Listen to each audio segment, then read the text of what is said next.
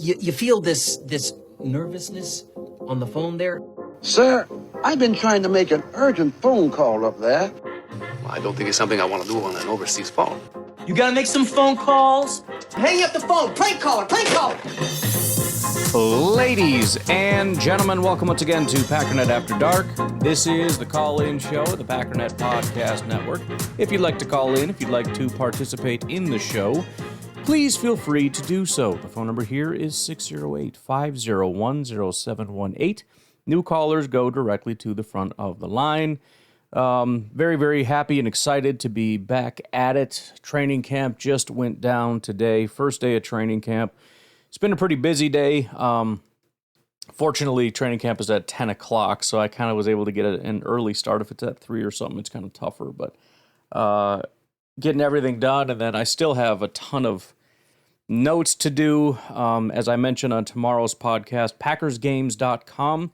It's a site that I worked on last year, and I went and did a huge refresh because obviously in a year AI takes massive strides. So we did a giant visual overhaul. It looks a lot better. It's got the 2026 season updated on it. I got rid of the old game that was on there because nobody's going to play that. But you know, go check it out. Everything on there has been refreshed. The punt distance calculator looks freaking awesome. It's such a cool tool.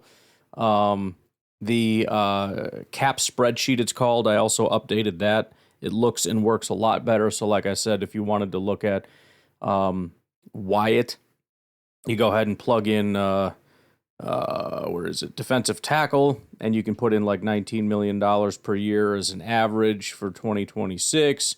Go ahead and click add, and then it'll show you what that's comparable to through all the different years. And even going into the future as projections. I don't know how accurate the projections are, but for example, is 19 million just in 2020 would have been 12.5. So there's that. There's all these different things, but one of the things I added that I've been wanting for a while, and I haven't done it yet, so I hope it turns out well. But if you look at the top, there's schedule. There's games, which is a 53-man roster builder, which I just updated as well. And then you see camp, and that's where all the 2026 camp notebooks are going to be. You can sort it by day or by player. And then there's also notes on here for standout to see who the standout players were or standout plays, injury, scheme, depth, quotes. So it's a good way to kind of go through and sort out all the different notes that have happened. Sometimes it's good, you know, day 3, day 7 of training camp or whatever, you're trying to remember things. Somebody makes a play. Hey, what's this guy been doing? Or especially when you're trying to do your 53, you go back and you want to look at how guys have been doing. You'll be able to look at that. So, anywho, be sure to check that out, packersgames.com. I didn't mean for that to be, I don't even know. Oh yeah, because it's a busy day and I'm excited to be back. Anywho, was also very excited. Obviously, when I was on vacation or whatever, there weren't a ton of calls. I was excited today to see we have more than enough, so they all came flooding back. So it's good to be back. It's good to have you all back.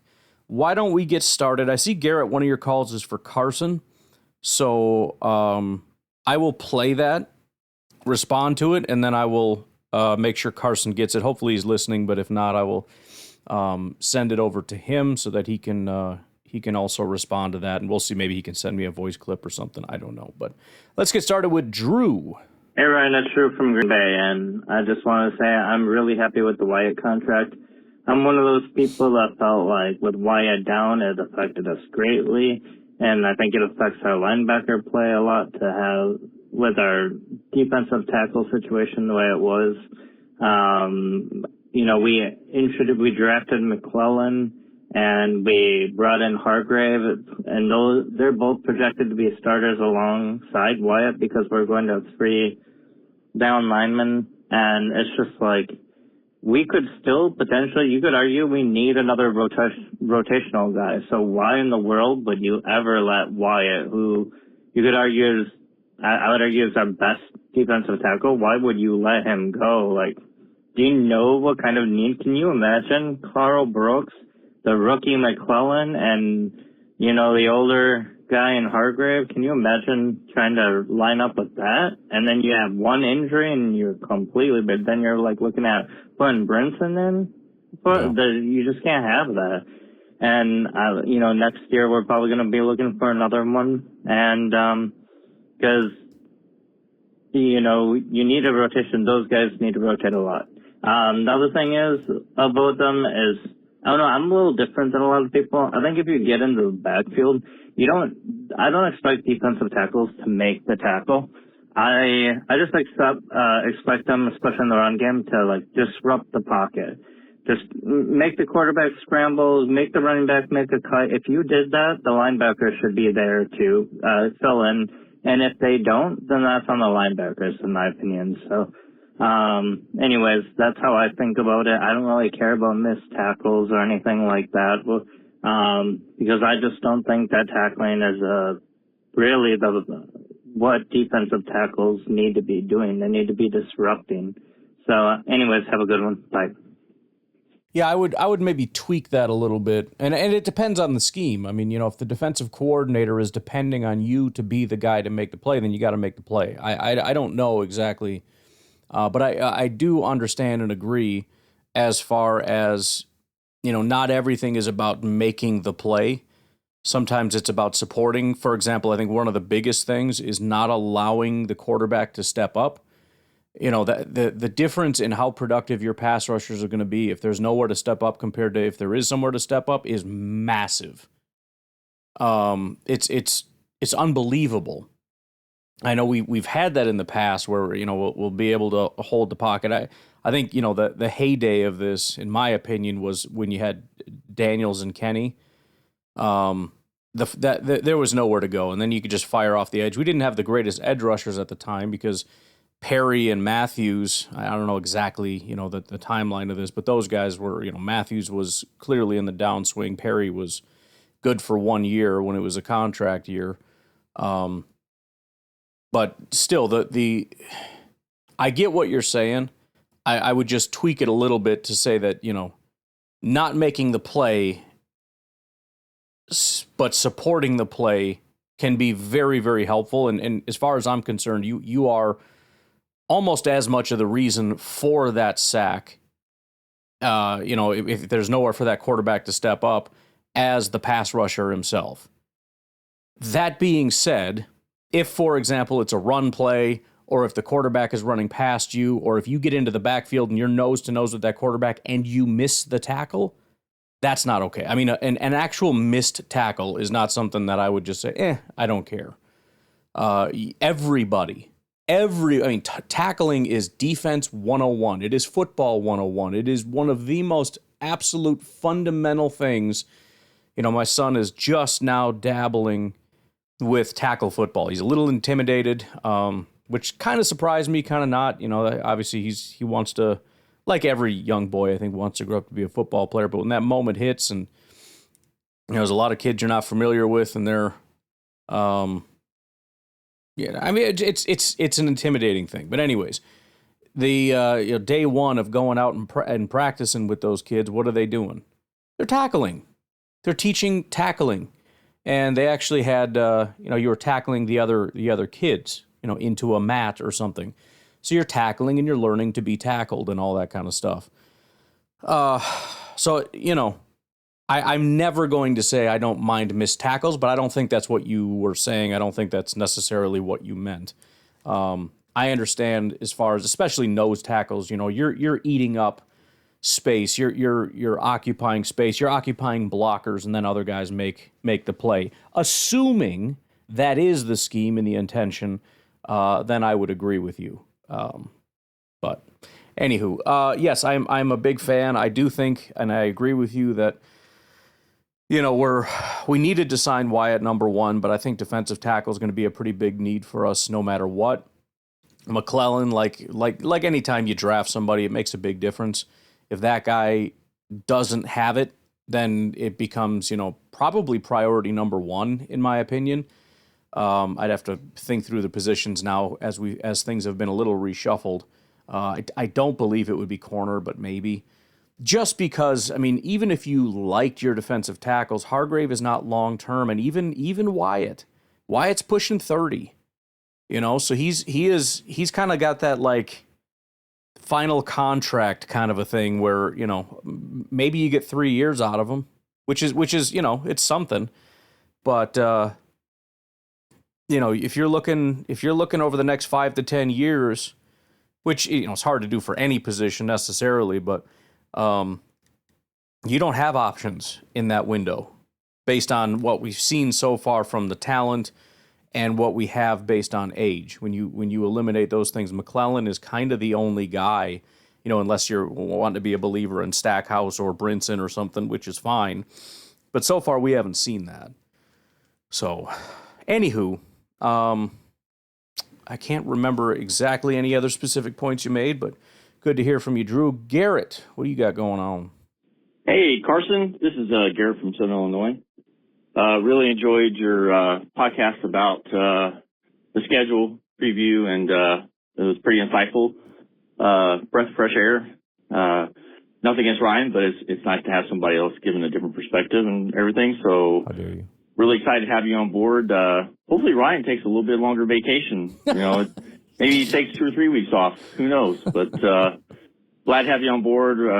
Nice having a substitute teacher where we can get away with stuff. But wait a second. Am I talking to Carson or am I talking to Ryan? Oh, crap. No, I was grateful to Carson. It was really not a planned thing. It was, I explained to you what was going to happen. It's just going to be, we got Tundra and we've got Sal set up for the next week, and then that's all you get. And I just got a message from Carson like, hey, if you're interested, I'll shoot some stuff over to you. It was tough sometimes. I'm not always by my computer or whatever to coordinate as far as he'd send something over. And he'd send it over super early, but I didn't see it until much later, so whatever. But grateful to Carson. I agree. I think he did a great job. He does a great job. I wouldn't have agreed to it if it was... well, I shouldn't say that. I don't know that I would have been as easy to agree if it was anybody else. Just because, I don't know. Do I want to go through a whole test phase thing or whatever? Send me over some audio. We'll see how it goes. I don't want to deal with that. But I know Carson. I know the work he's done. Obviously, he's called in here several times. He's already a content creator and stuff. Generally speaking, he's of like mind, not just with me, but with the audience. So that was a no-brainer, and it was good to. By the way, I'll mention. I kind of just said it, but let me say it a little bit more forcefully. For those of you that heard from Carson and liked the content, you can go to YouTube right now and find Carson Caldwell, and he's putting out content like that all the time. So please do me a favor, do him a favor, and go show him some love and some support over there. Let's have Garrett talk to me real quick, and then we'll take a break. Hey, Ryan. We really missed you. Glad to have you back from vacation. Don't ever take a vacation ever again. You jerk. It would really sucked while you were gone. So, glad to have you back. Did I say that we missed you? Mm-hmm. I'm not sure if I said that. No, I got it. Anyways, it's training camp. Can't wait to get into all the details of who's flashing. So, careful. I hope I am talking to Ryan. Anyways, have a good one. Well, I agree. I'm excited for getting back into everything. I'm hopeful we start getting some of the old gang back together as far as callers and whatnot. I'm excited for everyone to start flooding back as real Packers news is actually starting to happen. Now, that depends. What real Packers news depends on what kind of a fan you are. The more of a diehard psycho you are, the more you've probably been here all year. Then the next level is anytime there's any actual Packers news you're here, which is like today. And then there's probably some I'll catch you in the regular season types. But glad to have you guys here. Excited for everybody that's back. And we will catch you on the other side of the break with Chris from Alabama.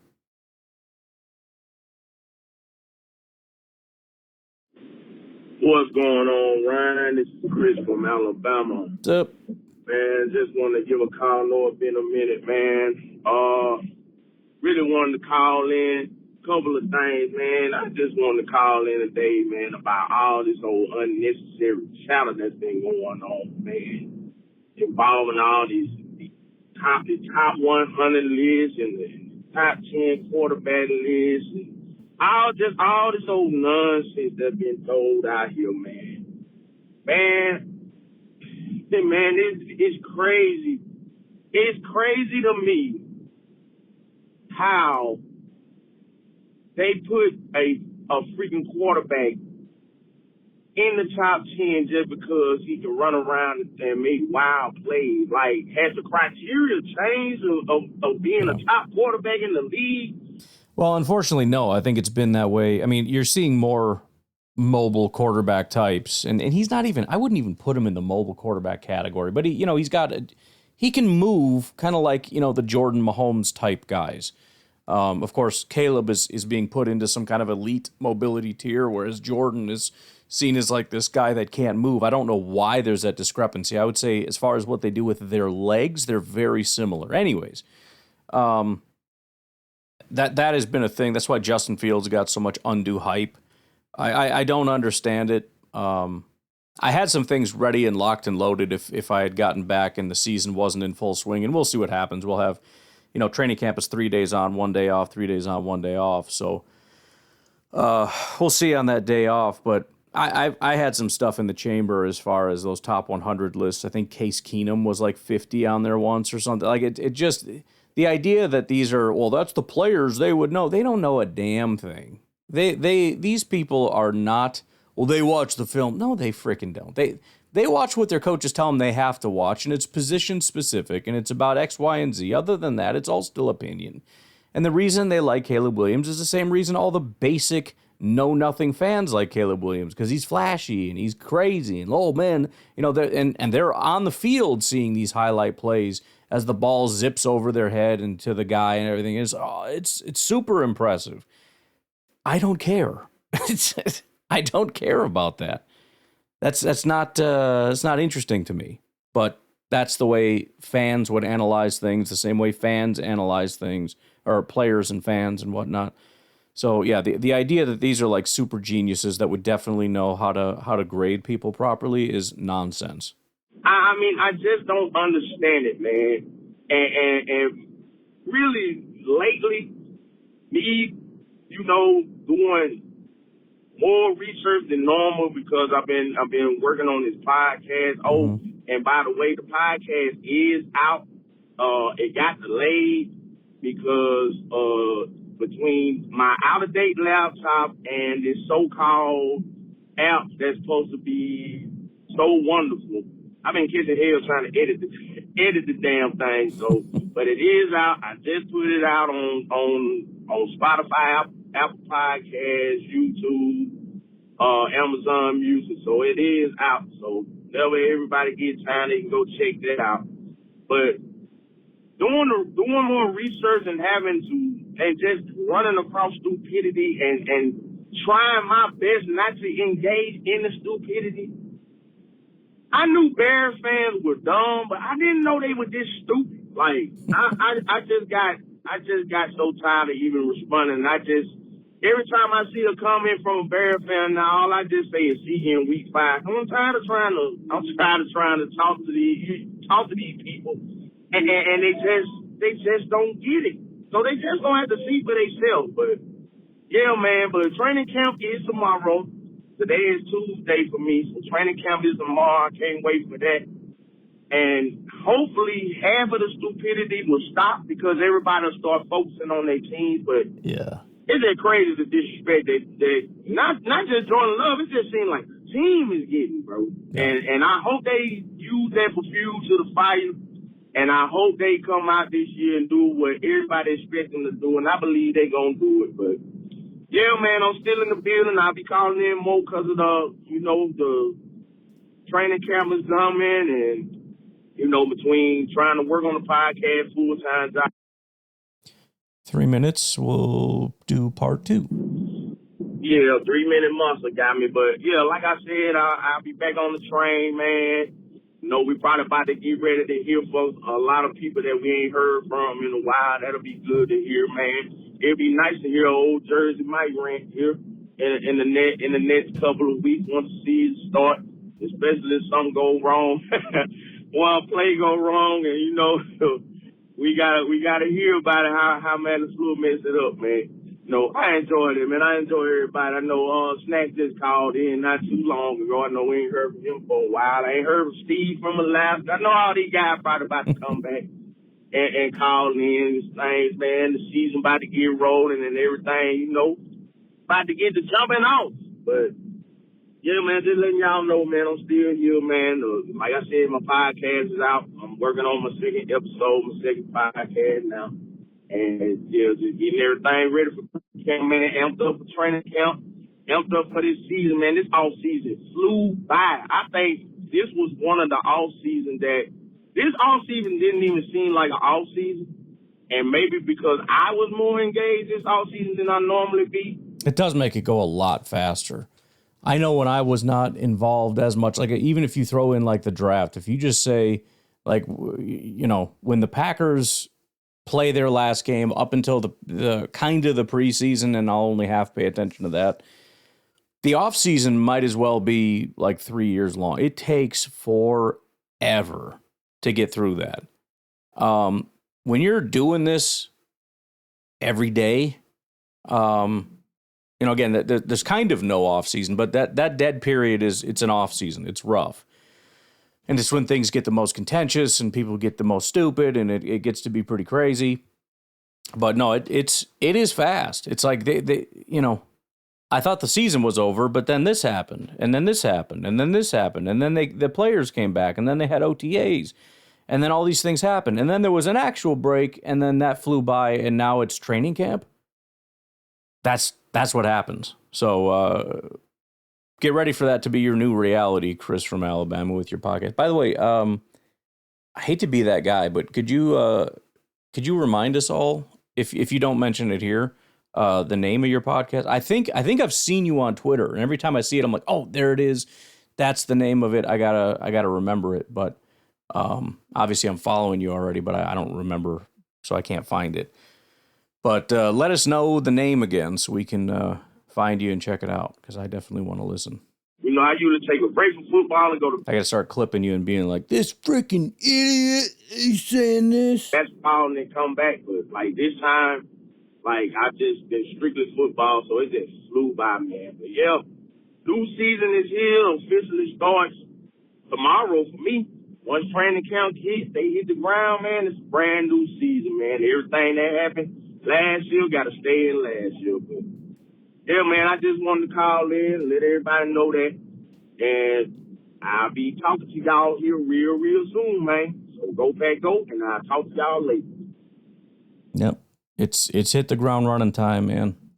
It's funny how, you know, I always get excited because it's like, oh, finally the hard part's over. You know, it's so hard to, every day you're like, man, what do I talk about today? There's no news. Like, I'm going to have to invent things. I'm going to have to do all these things. And then when this happens, like, this is easy. It's just like, hey, here's what happened today. It's not, though. It could be. I could just be done. But again, I know from experience that later on, it's hard to remember. You know, you start hearing names and you're like, did that guy, I feel like he made a play at one point, but I don't remember. Like, how good of a season. Even callers would be like, you know, this one guy, I don't know who he is. Has he done anything? I don't freaking know. I don't remember. So it's good to save all the notes of all the players. I've done that for several years now. My method of doing that has changed. I'm hoping this is the best one so far. And again, it makes it more accessible to everybody instead of just me. But I'm very, it's an important detail, I think, to make sure you write down what happened. I mean, I guess you could just Google it, but even that is somewhat unreliable. You don't know if there was a single play, you know, or it's not going to be in the notes. You know, he dropped a pass one time. It's not going to be in an article somewhere. So, anywho, that's what I'll be undertaking, and so now you shouldn't have to.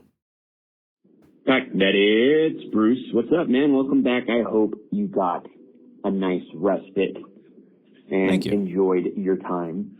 I want to talk a little bit about the whole financial thing for the Packers. I think I can maybe give a little bit of business perspective in terms of what they release. I think the biggest key to all of this is understanding that a business, in order to not pay taxes, will put in as many expenses as possible, mainly operational costs and things like that, to not pay taxes. So that is kind of insignificant in terms of, oh my God, they have these huge operational expenses that they are putting in. So you could show a loss with what you have. Ultimately, the bottom line is exactly what you see, where there's like a net positive afterwards, on top of the fact that a good business has somewhere between a 10 and 17% profit margin. We have to remember that the Packers do not have unlimited supplies of money because they run more like a corporation with the president than a single owner person who can just dip into their unlimited funds. So when you're looking at the financials for the Packers, they're probably not even remotely close. I mean, it gives a nice peek into what other teams are making, but the way that the money is spent and the way that the money is allocated and reported is going to be different because the Packers are a corporation with a president, etc., while the rest of the league has an owner. So those are kind of just 2 points to kind of keep in mind with this stuff, that it's just the operations. That's why Ed Policy is probably not worried, obviously. If you have, I don't know, more profit than expenses, you're going to pay taxes basically. And if you put in every single expense you possibly can to reduce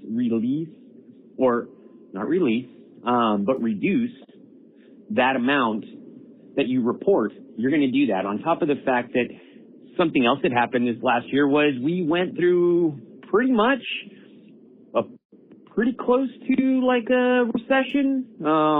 I can tell you from my business standpoint, things got a lot more expensive this last year. So operating costs are going to go up, labor goes up, everything goes up, depending on where they invested the money too. But anyway, just kind of an FYI with that, just to let everyone know that they are a corporation. They're going to put in expenses to not pay taxes. All right. Bye. Yeah, and I'm sure that's just the way that those things work. I mean, I don't know how much flexibility you have in that, but again, at the end of the day, things are expensive because we paid a lot of money to a very expensive guy, and we don't really need to panic about that. There may be, I have wondered about this. I don't. Maybe I could look into it, but I wonder a little bit because everybody's, this is kind of a new thing where, well, that wouldn't make sense though. I don't know. It seems like players are getting much more expensive, but I think it's, the salary cap is a reflection of the amount of money that they have. So it would never be the case that the players would, the player expenses would exceed the salary cap. Before I even speak on that, I want to look into that a little bit more because that's kind of an interesting side note, I guess. But I'm with you insofar as I don't believe policy is actually panicked about this. I think number one, he's trying to push the NFL in a certain direction. Number two, he's probably trying to make us a little bit aware, maybe by over panicking us. If he comes in and is the guy that just starts putting, Nike and frickin' Pepsi on every little gate and every little side business hallway, and the fan base is going to be ticked. Like, this guy is a frickin' shill. We never did this for all these years, so he's got to come in and create a little bit of a panic to be able to do those things, but. Even though he is doing that, I don't, at this point, see this as a massive, at least short-term problem. How far in the future, if you continue down this way, does it become a problem? I don't know, but that's the thing that would be, I think, interesting to look at in a different way. All right, let's take a break. We'll be back with Brooke.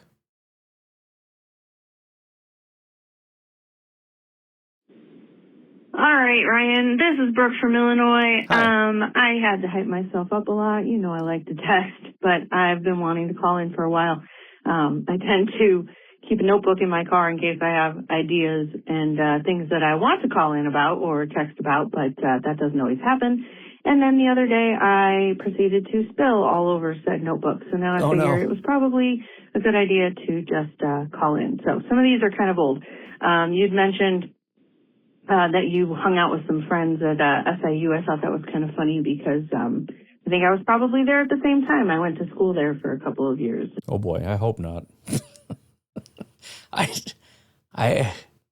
Well, it was an eye-opening experience, and it was an introduction into what would soon be a pretty freaking wild 3 years I had at Whitewater. But in the couple days that I was there, hopefully, well, never mind.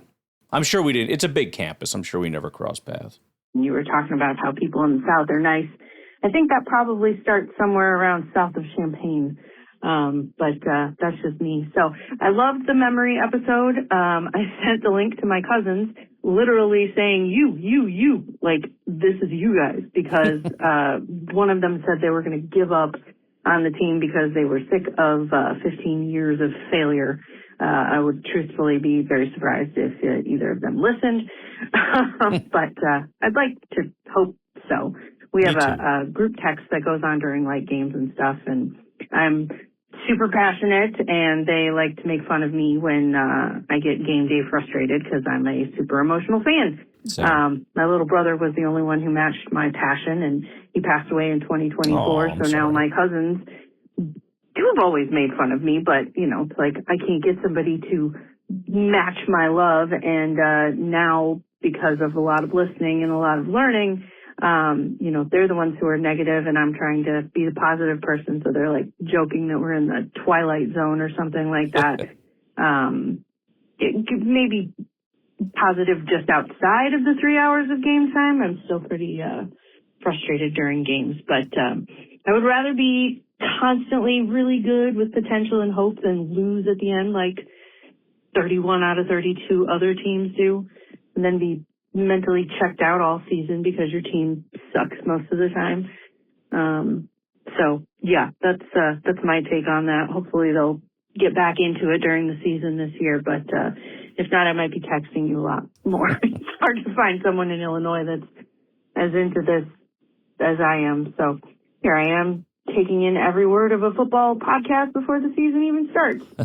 So I love your emotional passion. It makes me laugh. Plus you back everything up with stats, and it's a lot easier to understand the game and everything. I never remember enough to take on an argument, but I love the knowledge. So thank you so much for everything, and I think I made the 3 minutes. Bye. That was pretty good. 2:55.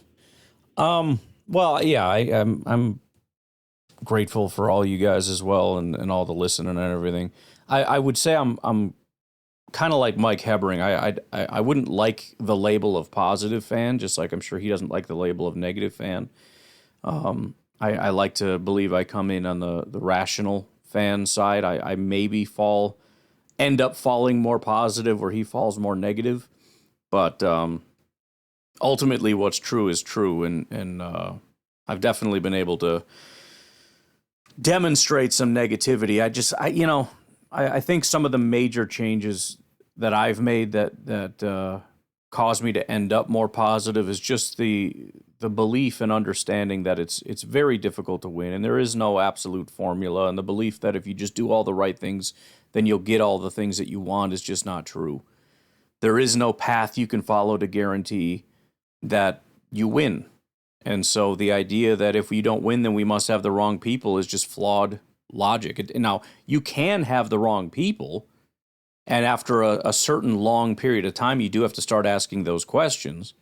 But I think it's also incumbent on you, at least a little bit, to have a genuine belief and understanding as to why. You know, what is the actual flaw that means that is where that person is the thing that is inhibiting you. And I know Mike, who's, I don't know if we'll get to his calls today, but he's already laid out all of that. So, anyways, it was a very nice call. I don't want to disagree with you, but much like, again, Mike probably hates being called a negative fan. I got to recoil a little bit at being called a positive fan, because as much as I tend to appreciate them, I think positive fans can be just as unreasonable and irrational as the negative fans can be sometimes. It just depends. When things are going wrong, there is an element of like, bro, don't start. Like, don't start telling me this guy's good. And I think, if we were to highlight more of the negative side of me, there are certain players that the fan base loves that I kind of, not that I want to come out and be like, no, he's trash, but yeah, I mean, it is what it is. It's not about positive or negative. It's just about what's true. And then there's the old quote of, it's not what you know, it's what you can prove, which is tough because I've fallen heavily into that, while at the same time acknowledging there's very little you can prove. So it's a high standard that none of us can clear, but I'm going to hold everybody to it no matter what. But anywho, Brooke, it's always good to hear from you. Again, I'm loving, not only do I love when I came over here and I saw that we had enough calls to do a show, but no more than 2 calls per person, which means there's a lot of different callers. We got Garrett, Chris, Bruce, Brooke, Daniel from California, Packer superfan Mike Hebring, and then Benny from the West Side is our final caller, which we probably won't get to. We'll probably do Daniel from California and then get out of here. But I'm just happy to have everybody, and I'm happy that I've turned some of you into freaks like me. I don't know what we are, but we're a thing, and we got to find our way in this world. Daniel from California, what's going on? Hey Ryan, Daniel from California. Well, I actually specifically grew up in the Bay Area in a small, actually still it's kind of big, but a medium town called Milpitas, California.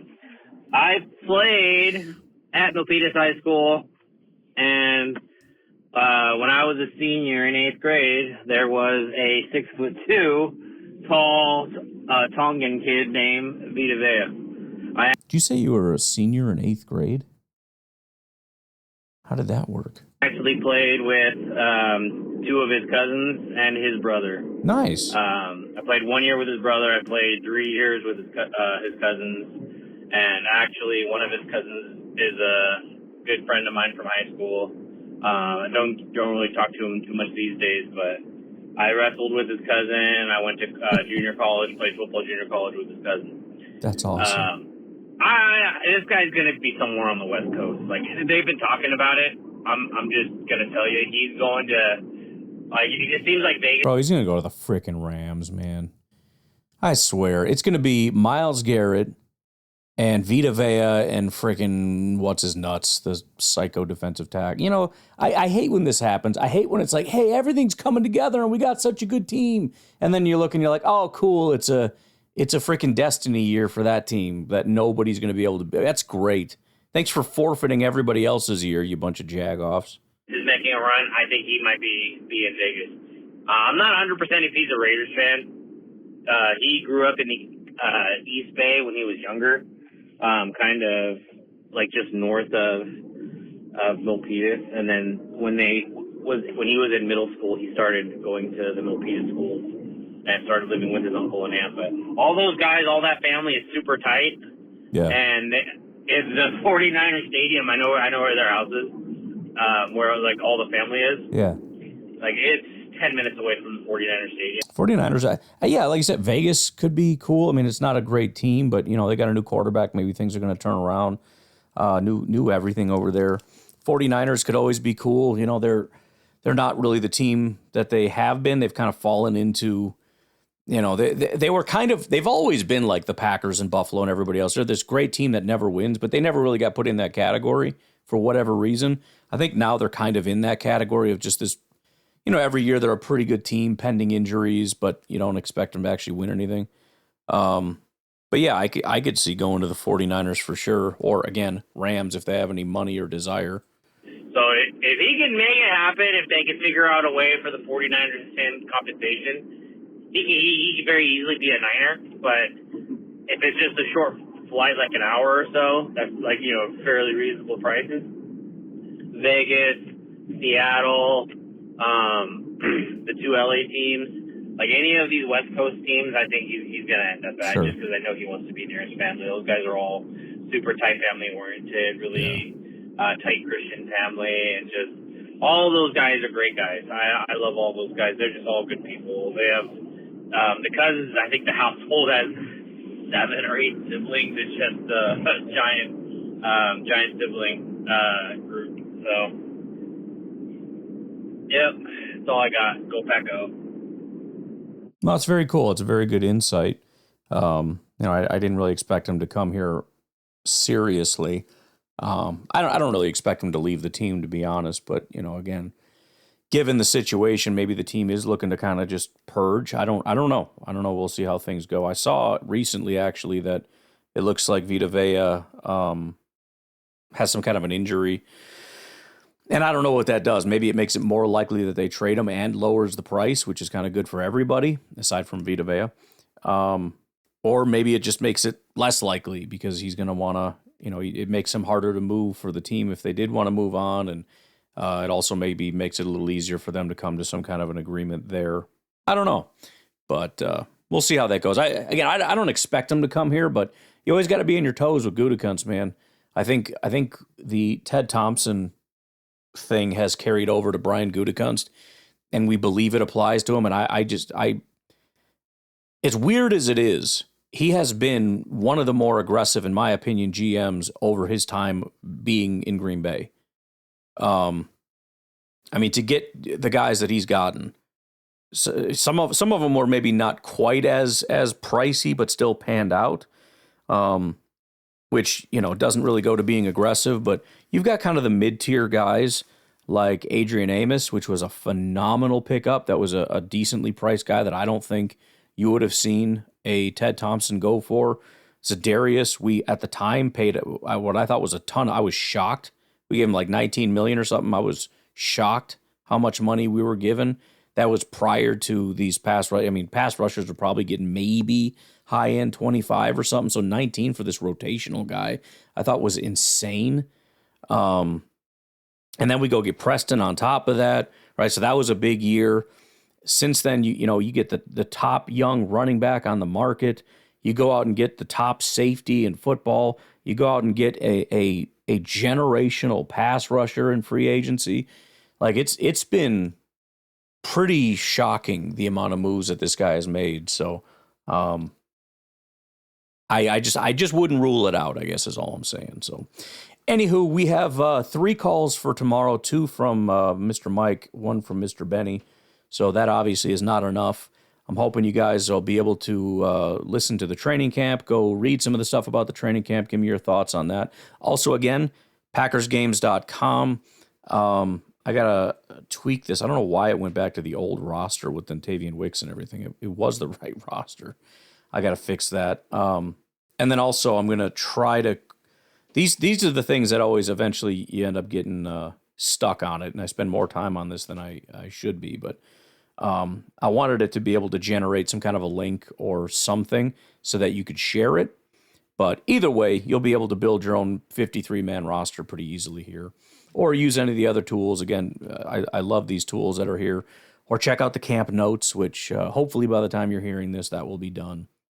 I don't have anything else to do other than work on this once I'm done yapping. So PackersGames.com, check it out. It's all free. There's nothing paid over there. It's just for fun. You can sign in. You might need to do that if you want to save your thing. I'm not sure. I don't think I have it where it'll save based on your IP address or anything, which I could look into that. I don't know enough about this stuff to know how to do that, but I'll try to figure it out. But anywho, I'll talk to you later. Have a good one. Bye-bye.